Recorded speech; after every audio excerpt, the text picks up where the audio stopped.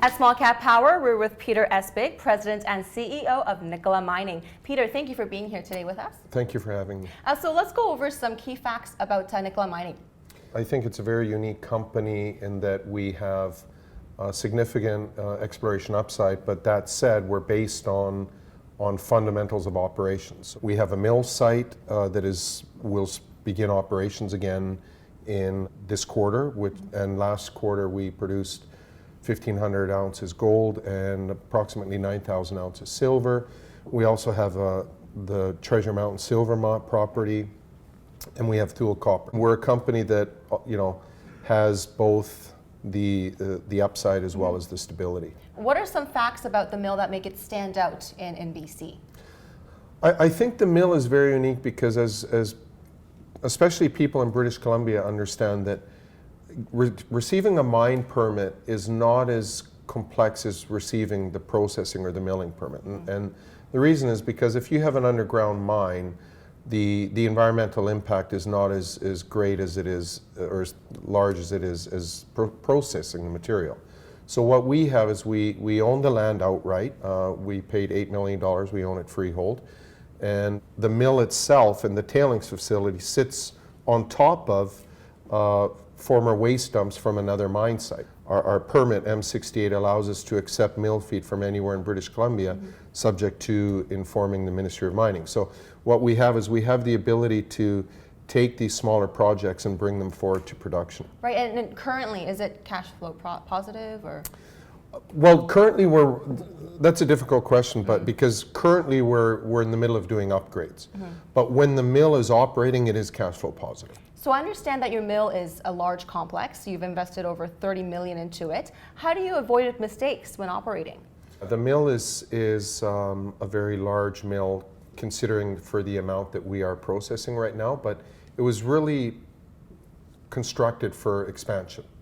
The main thing to do in business is to mitigate making mistakes, but you're never going to be able to fully avoid them. So, we at Nicola Mining, we don't make the claim that we're perfect, and the mill itself, as you get the mill, and we found this out when we produced in Q4 2016, that it's a work in process and that you continue to upgrade and continue to improve it. But we've got a very good team, and we've got advisors that tell us how to maximize the output of the mill. So I think we're pretty confident going forward that it's going to be a very efficient operation. And for the next few months, will it be expanding more or staying the same for now?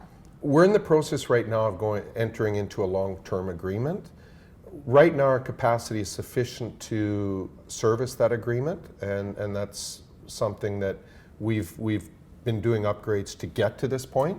And one of the questions that I often get asked is, about Treasure Mountain, when do you expect to put that back into production? And that's something that if we do put that into production, that yes, we would want to not only expand our throughput capacity, but also to have the capability to process 2 sources of mill feed at the same time. Okay, Peter, so let's move on to the Treasure Mountain project. What are your plans for it in 2017? The plans for 2017 are to reopen Treasure Mountain if silver prices justify us reopening.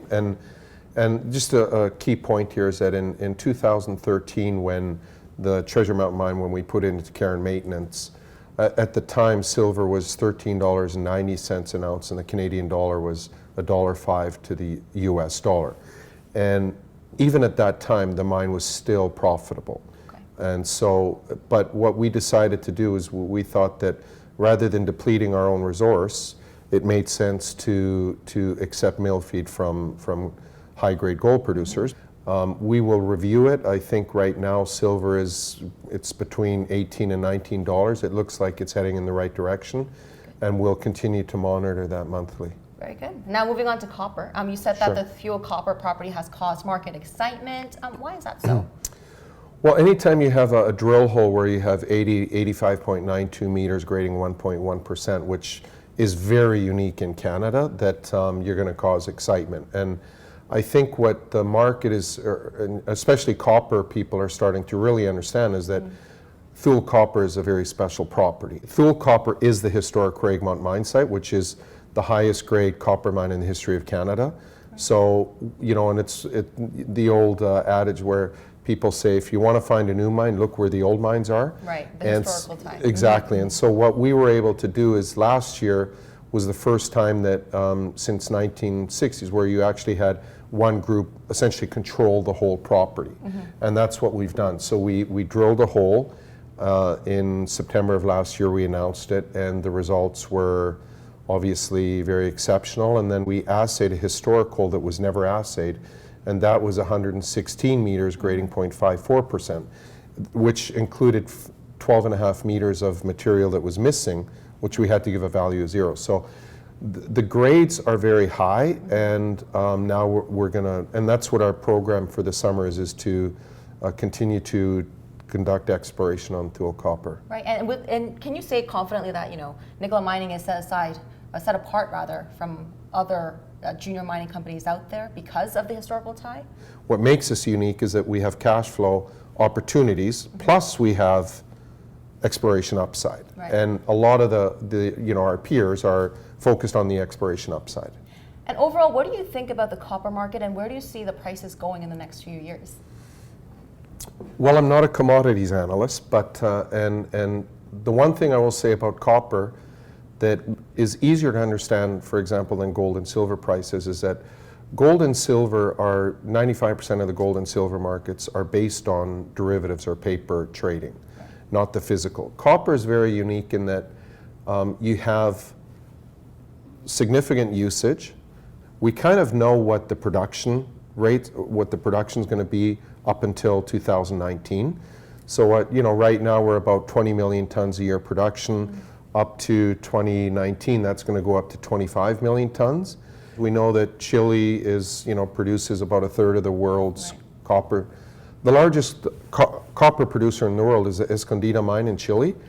And in February, the employees announced that they would be going on strike. And this mine, to put it in perspective, produces up to 5% of the global copper supply.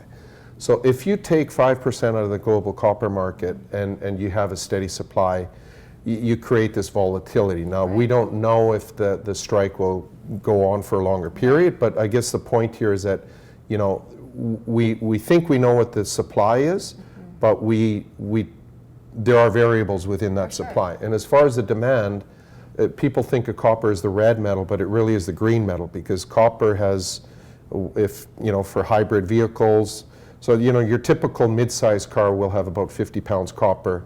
Hybrid vehicles will have more, luxury vehicles will have more, and electric vehicles have significantly more. We've got copper that is used for housing, copper that is used for vehicle production, and for a lot of other usage. So everywhere, basically, right? Yeah, and so, but the type of play it is that it's a macroeconomic on the growth of the middle class.